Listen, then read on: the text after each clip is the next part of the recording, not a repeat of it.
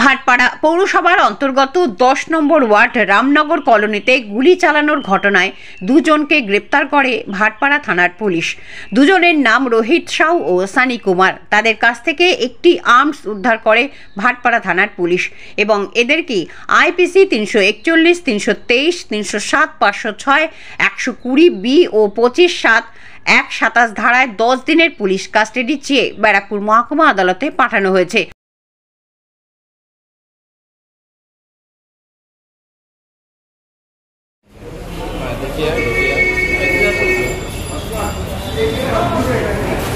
दादा आपने की गोली चली सर?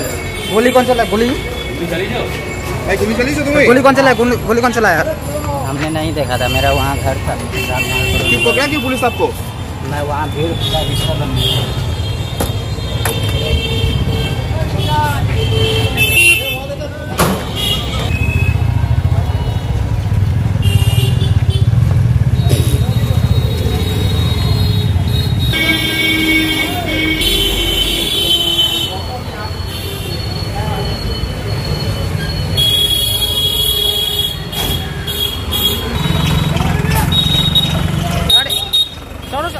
अरे